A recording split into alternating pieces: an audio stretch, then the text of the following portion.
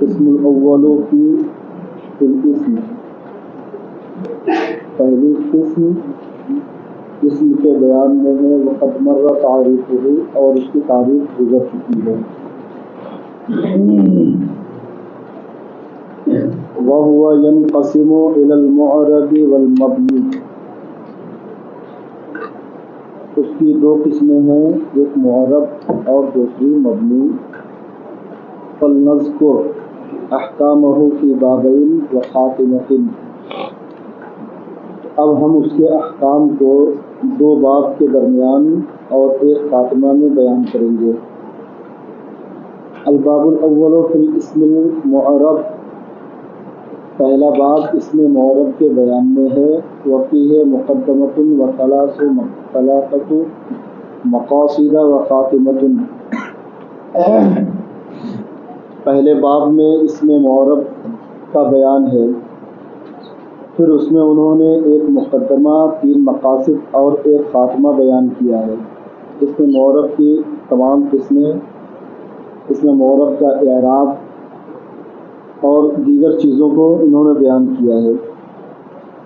اما المقدمہ، تو رہی بات مقدمہ کی، ففیہا فصول، تو مقدمے میں چند فصلیں ہیں. پہلی فصل فی تعریف الاسم المعرب، پہلی فصل اسم معرب کی تعریف کے بیان میں ہے کہ اسم معرب کہتے کسے ہیں. تعریف کر رہے ہیں وَهُوَ كُلُّ اسم رُكِّبَ مَعَ غَيْرِهِ وَلَا يَشْبَهُ مَبْنِيَ الْأَصْلِ أَعْنِ الْحَرْفَ وَالْأَمْرَ الْحَاضِرَ وَالْمَاضِيَ نَحْوُ زَيْدٌ فِي قَامَ زَيْدٌ لَا زَيْدٌ وَحْدَهُ لِعَدْمِ التَّرْكِيبِ وَلَا هَؤُلَاءِ فِي قَامَ هَؤُلَاءِ لِوُجُودِ الشِّبْهِ وَيُسَمَّى مُتَمَكِّنًا. یہاں پہ اسم معرب کی تعریف کر رہے ہیں کہ اسم معرب ایسا اسم ہے جسے غیر کے ساتھ مرکب کر دیا گیا ہو اور وہ مبنی اصل سے مشابہ نہ ہو. دو شرطیں بیان کی ہیں اسم معرب کی، ایک تو یہ ہے کہ وہ ترکیب میں واقع ہو، اور دوسرا یہ ہے کہ وہ مبنی اصل سے مشابہ نہ ہو. مبنی اصل کتنے ہیں؟ تین ہیں. ایک فعل ماضی ہے، دوسرا امر حاضر معروف ہے، اور تیسرا تمام حروف. ان میں سے کسی ایک سے مشابہ نہ ہو. ان دونوں شرطوں میں سے اگر کوئی ایک شرط بھی مفقود ہوگی تو وہ اسم معرب نہیں بن سکے گا. ٹھیک ہے، جیسے قامہ زید میں زید معرب ہے اس لیے کہ قامہ کے ساتھ اسے مرکب کیا گیا ہے. صرف زید اگر کہا جاتا، زید جب تک ترکیب میں واقع نہیں ہوگا، تنہا رہے گا، تو اب اسے معرب نہیں کہا جائے گا، یہ مبنی ہوگا. ہر لفظ، ہر اسم جب تک وہ تنہا رہے اور ترکیب میں واقع نہ ہو وہ مبنی کہلاتا ہے. ٹھیک ہے، لیکن وہ مبنی اصل نہیں ہے، عارضی طور پر وہ مبنی رہتا ہے، کیونکہ اعراب جو ہوتا ہے وہ عامل کی وجہ سے آتا ہے. جب ہم نے اسے کسی بھی لفظ سے مرکب کیا تو مرکب ہونے کے بعد دیکھا جائے گا کہ اس کا اعراب کیا ہوگا. جیسا عامل ہوگا ویسا اسے اعراب دیا جائے گا. قامہ زید میں قامہ فعل ہے اور یہی عامل ہے، اس نے زید کو رفع دیا ہے اس طور پر کہ زید اس کا فاعل بن رہا ہے. جو فاعل ہوتا ہے وہ مرفوع ہوتا ہے. ایسے ہی ضربت زیدن اگر آپ نے کہا میں نے زید کو مارا تو وہی زید یہاں پر منصوب ہو جائے گا، اس لیے کہ یہ مفعول واقع ہو رہا ہے ضربتوں کا. یا بررت بزید اگر آپ نے کہا میں زید کے پاس سے گزرا تو یہاں پر با حرف جار داخل ہو گیا اس پر، تو با عامل ہے اور زیدن کو اس نے مجرور کر دیا ہے اور وہ زیدین ہو گیا ہے. تو جب تک یہ زید تنہا تھا تو اس پر کوئی اعراب نہیں تھا، یہ نہیں، بظاہر تو اس پر ضمہ ہے لیکن یہ ضمہ اعراب نہیں ہے. اگر اعراب مانا جائے اسے تو عامل کی ضرورت پڑے گی. اعراب ہمیشہ عامل کی وجہ سے آتا ہے.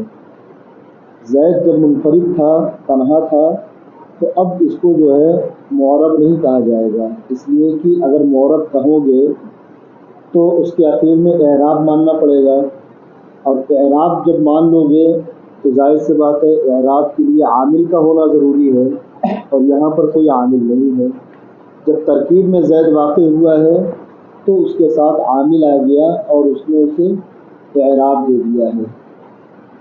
تو وہی بتا رہے ہیں کہ دو شرطیں ہیں، ایک ہر وہ اسم جسے غیر کے ساتھ کسی دوسرے کلمہ کے ساتھ اسے مرکب کیا گیا ہو، اور دوسری شرط یہ ہے کہ وہ مبنی اصل کے مشابہ نہ ہو.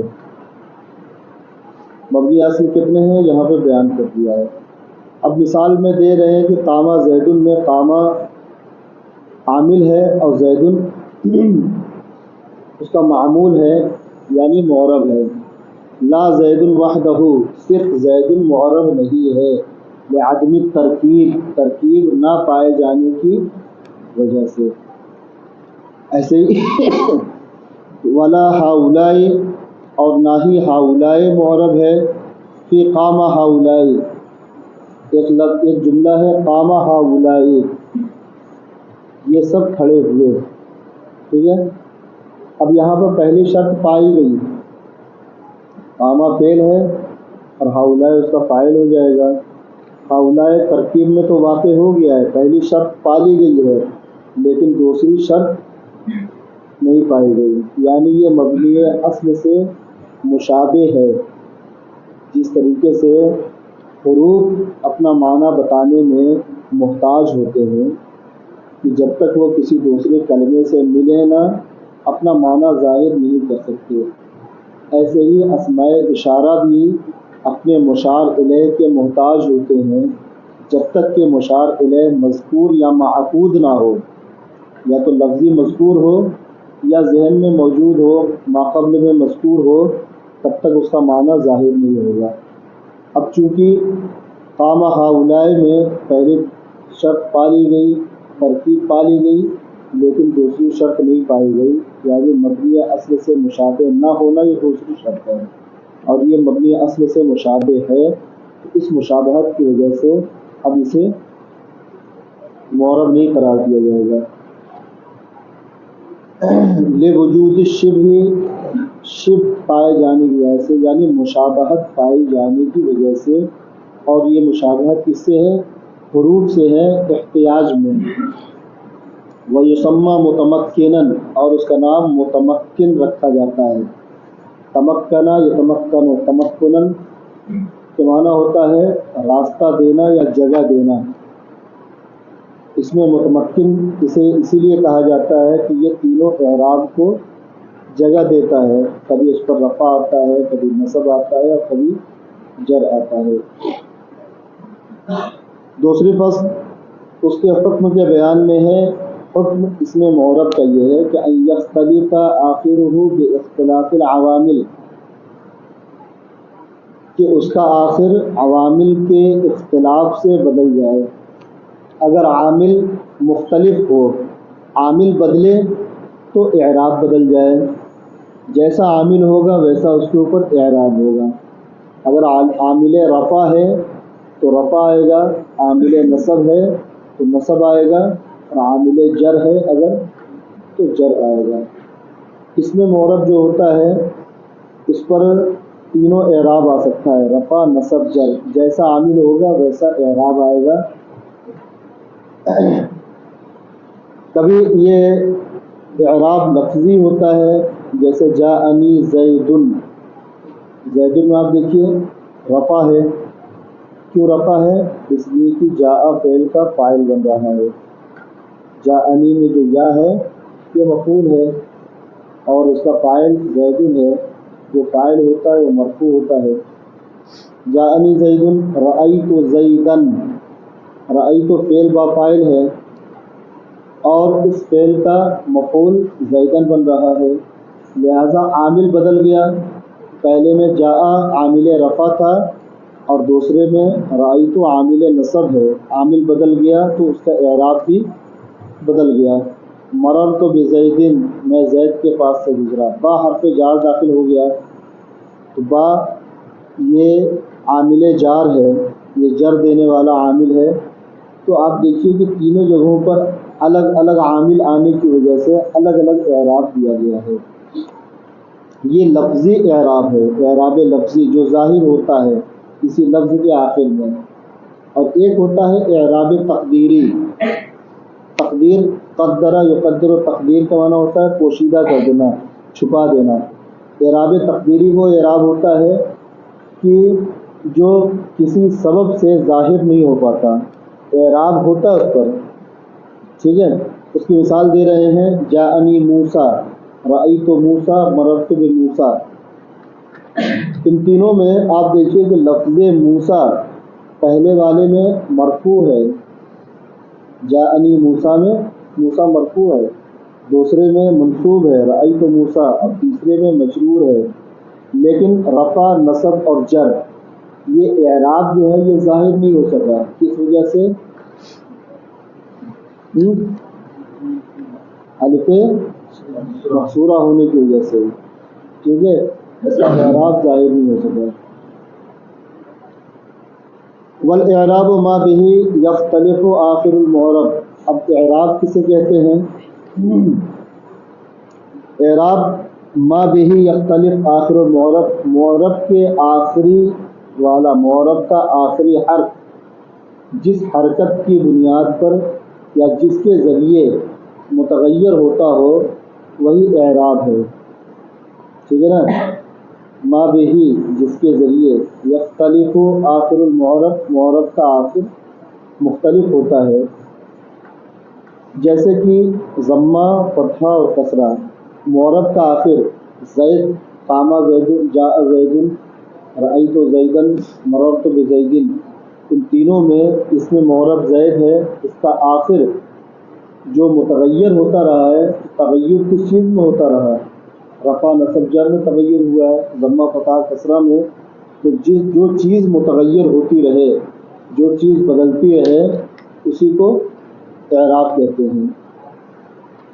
ضمہ، فتح، کسرہ، والواو والالف والیاء۔ کہہ رہے ہیں کہ اعراب کبھی دو صورتیں ہیں، کبھی اعراب بالحرکت ہوتا ہے نا، ضمہ، فتح، کسرہ کو حرکت کہتے ہیں، ٹھیک ہے۔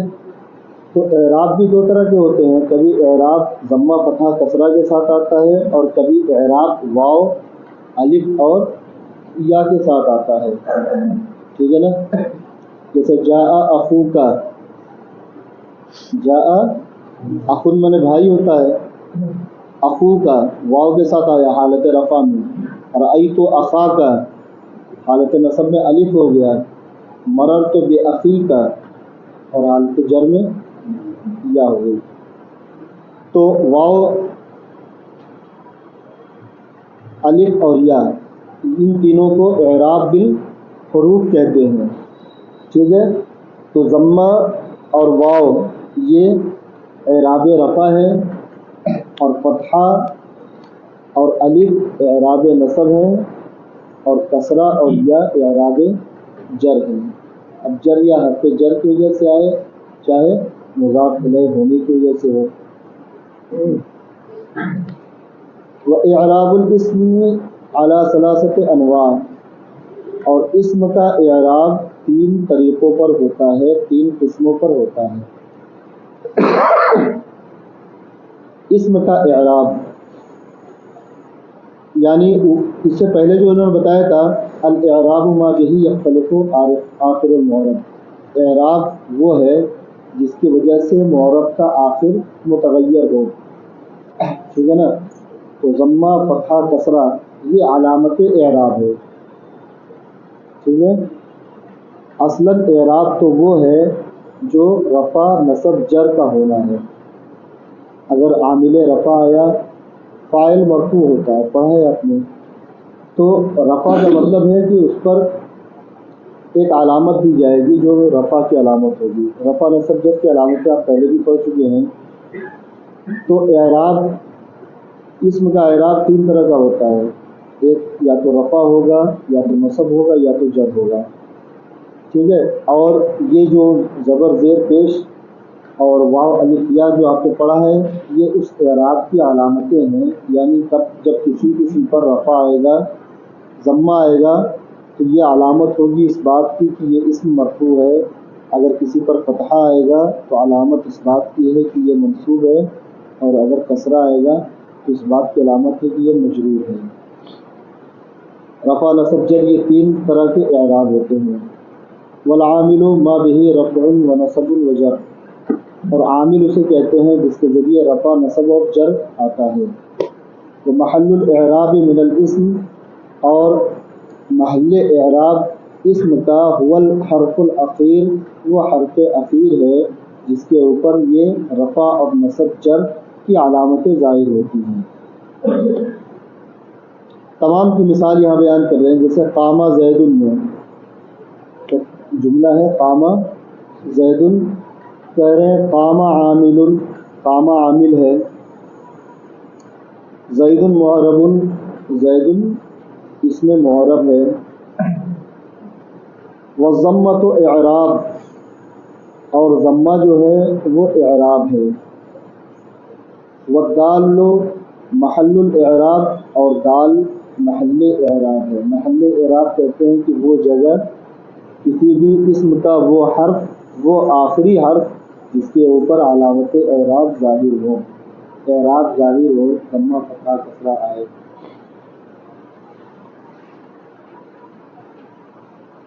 وَاعْلَمْ أَنَّهُ لَا يُعْرَبُ فِي كَلَامِ الْعَرَبِ إِلَّا الْاسْمُ الْمُتَمَكِّنُ، اور یہ بھی تم جان لو کہ کلام عرب میں معرب نہیں ہوتے مگر اس میں متمکن اور فعل مضارع۔ وَسَيَجِيءُ حُكْمُهُ فِي الْقِسْمِ الثَّانِي انشاءاللہ، اور اس کا حکم قسم ثانی میں انشاءاللہ بیان کیا جائے گا فعل مضارع کا۔ ابھی بات چل رہی ہے اس میں متمکن کی۔ فصل فی اصناف اعراب الاسم، بس کر دیا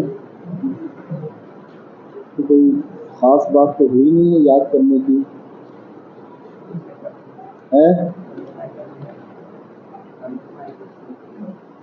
شروع ترجمہ اگر پھر کر دوں کہاں سے؟ چلو الباب الاول سے ترجمہ کر رہا ہوں۔ الباب الاول فی الاسم المعرب، آخری صفحے پر باب اول اسم معرب کے بیان میں، اس میں ایک مقدمہ، تین مقاصد اور ایک خاتمہ ہے۔ اب رہی بات مقدمہ کی، تو فقیہ فصول، اس میں چند فصلیں ہیں۔ پہلی فصل اسم معرب کی تعریف میں، یعنی پہلی فصل میں اسم معرب کی تعریف بیان کر رہے ہیں۔ اسم معرب کیا ہے؟ وَهُوَ كُلُّ اسم، ہر وہ اسم رکبہ، کل اسم رکبہ مع غیرہ، ہر وہ اسم ہے، اسم معرب ہر اس اسم کو کہتے ہیں جسے غیر کے ساتھ مرکب کر دیا گیا ہو، ملا دیا گیا ہو، ترکیب میں رکھ دیا گیا ہو، ٹھیک ہے۔ ولا یشبہ مبنی الاصل، اور وہ اس میں مرکب مبنی اصل کے مشابہ نہ ہو۔ مبنی اصل کیا ہے؟ ماضی، امر، حاضر اور تمام حروف۔ تو مشابہت کی کئی صورتیں ہوتی ہیں، یا تو تعداد میں مشابہت ہوتی ہے، یا معنی میں مشابہت ہوتی ہے، ٹھیک ہے نا، یا احتیاج میں ہوتی ہے۔ تو یہاں پر آپ دیکھیے کہ کسی طرح کی بھی اگر مشابہت پالی گئی تو اب وہ اس میں معرب نہیں کہلائے گا، مشابہت کی وجہ سے بھی وہ اسم مبنی ہو جاتا ہے۔ ترجمہ دیکھو، ہر وہ اسم جسے غیر کے ساتھ مرکب کر دیا گیا ہو اور وہ مبنی اصل کے مشابہ نہ ہو۔ مبنی اصل سے مراد میری ہے حروف امر حاضر اور ماضی، جیسے زیدن، قام زیدن میں زیدن فی قام زیدن، ٹھیک ہے۔ تو قام زیدن میں جو زیدن لفظ ہے یہ معرب ہے، اس لیے کہ ترکیب میں بھی واقع ہوا ہے اور مبنی اصل سے مشابہ بھی نہیں ہے، ٹھیک ہے نا. یہ زیدن کیا ہوا؟ قام زیدن میں زیدن معرب ہے. لا زیدن وحدہ، کہہ رہے ہیں کہ صرف زیدن معرب نہیں ہے. وحدہ، تنہا زید معرب نہیں ہے. کیوں؟ لعدم ترکیب، ترکیب کے نہ پائے جانے کی وجہ سے. ولا ہاؤلائے، اور نہ ہاؤلائے معرب ہے، ہاؤلائے بھی معرب نہیں ہے. فی قامہ ہاؤلائے میں، اگر قامہ ہاؤلائے کوئی شخص کہہ رہا ہے تو اس میں ہاؤلائے کیا ہوگا؟ معرب نہیں ہوگا. اس لیے کہ پہلی شرط تو پا لی گئی کہ وہ ترکیب میں واقع ہے، لیکن دوسری شرط نہیں پائی گئی، اس لیے کہ ہاؤلائے یہ مبنی اصل سے مشابہت رکھتا ہے. مبنی اصل میں سے کس سے مشابہت ہے؟ حروف سے مشابہت ہے. جس طرح حروف محتاج ہوتے ہیں ویسے ہاؤلائے اس میں اشارہ بھی محتاج ہوتا ہے مشار الیہ کا، ٹھیک ہے. اسے متمکن کہا جاتا ہے. دوسری فصل اس کے حکم کے بیان میں ہے کہ ان یختلف آخر ہو باختلاف العوامل، کہ اس کا آخر عوامل کے بدلنے کی وجہ سے بدل جائے. کبھی یہ اختلاف لفظی ہوتا ہے، یعنی عامل کے بدلنے سے جو اعراب کا آخر بدلتا ہے، معرب کا آخر جو بدلتا ہے رفع نصب جر واو الف یا سے، یہ کبھی لفظی ہوتا ہے، یعنی لفظوں میں ظاہر ہوتا ہے. جیسے جاءنی زید، رأیت زیدا، مررت بزید، تو زید زیدن زیدن، تینوں میں آپ دیکھیے بدلا نا، اعراب بدلا. کس وجہ سے بدلا؟ عامل کے مختلف ہونے کی وجہ سے بدلا، لیکن یہ اعراب ظاہر ہو رہا ہے. لیکن جاءنی موسیٰ، رأیت موسیٰ، مررت بموسیٰ، اس میں اعراب ظاہر نہیں ہو رہا ہے، تو پتہ چلا اس میں اعراب کیا ہے؟ تقدیری ہے. تقدیری اعراب کہتے ہیں جو کسی سبب ظاہر نہ ہو سکے. والاعراب، الاعراب ما به یختلف آخر المعرب، اعراب اسے کہتے ہیں جس کے ذریعے آخر کا معرب کا آخر مختلف ہوتا ہے. یعنی رفع نصب جر، رفع کی عامل آیا، عامل رفع تو رفع ہو گیا، اب اس پر ضمہ آ گیا، عامل نصب آ گیا تو فتحہ ہو گیا، عامل جر ہے تو کسرہ ہو گیا.